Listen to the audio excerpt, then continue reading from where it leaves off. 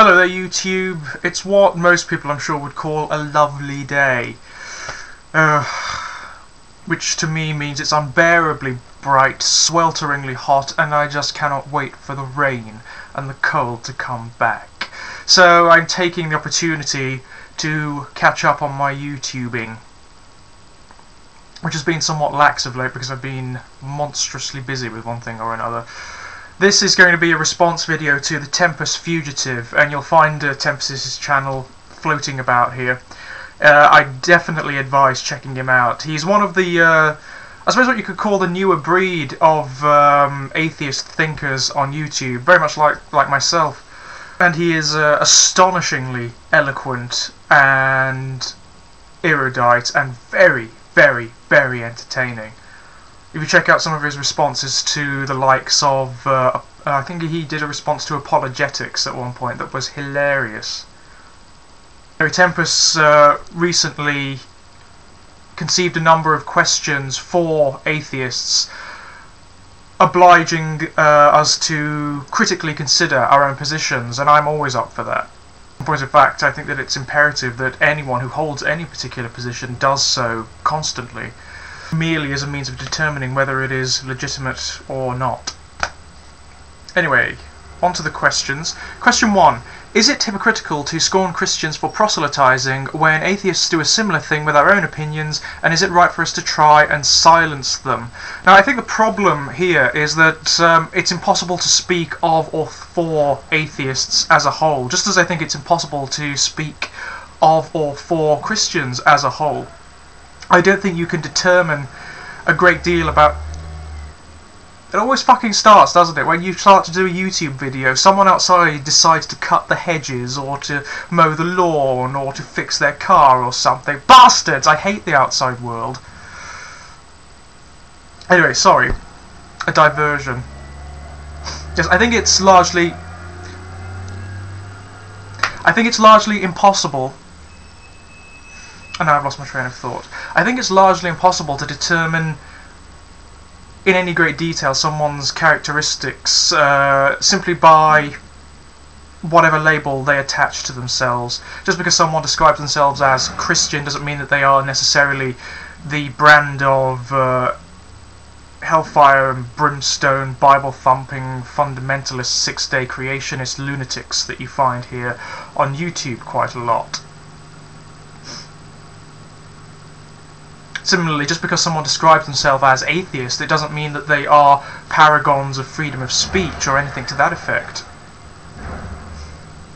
What I would say is that, for the most part, I don't see atheists proselytizing their position, generally speaking. What I see are atheists who are simply advancing criticism where they see hypocrisy or logical fallacy or something to that effect. Which I think is entirely necessary for any ideology that promotes itself as absolute and universally applicable truth. Furthermore, I would say that there are countless details of atheists, particularly on YouTube, actually defending Christians who have been censored by dissenting opinions, etc., etc. A classic example would be the confrontation between the epic and now mythic confrontation between the original PCS, that's Venom Fang X, poster boy for creationist stupidity, as he was ironically christened by Thunderfoot, and Thunderfoot.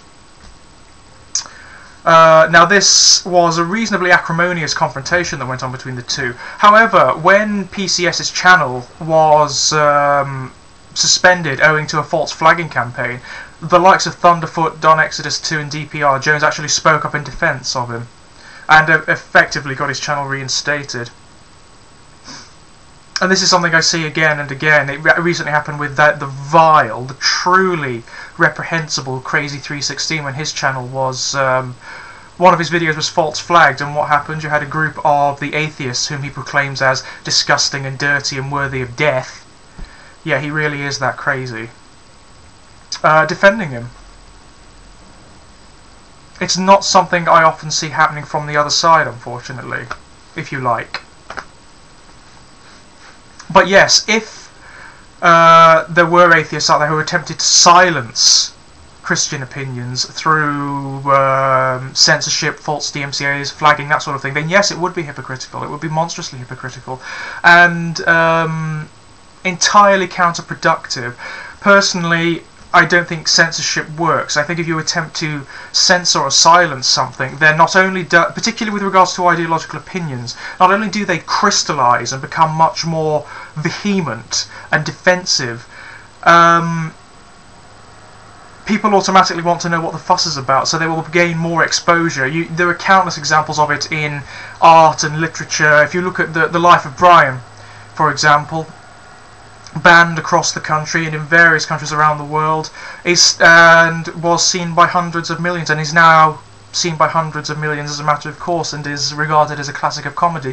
The same is true of The Evil Dead, the same is true of The Last Temptation of Christ, The Exorcist, Salman Rushdie's Satanic Verses, etc, etc, etc. Censorship is by its very nature counterproductive and contradictory. It doesn't work. Personally, I would much prefer the likes of Gear Up and PCS and Crazy 316 to be here. I would much prefer to have their opinions out in the open, where they can be dissected and criticised and demonstrated for being as illegitimate as they are, rather than for them to go underground, in which instance they will not be exposed to criticism at all.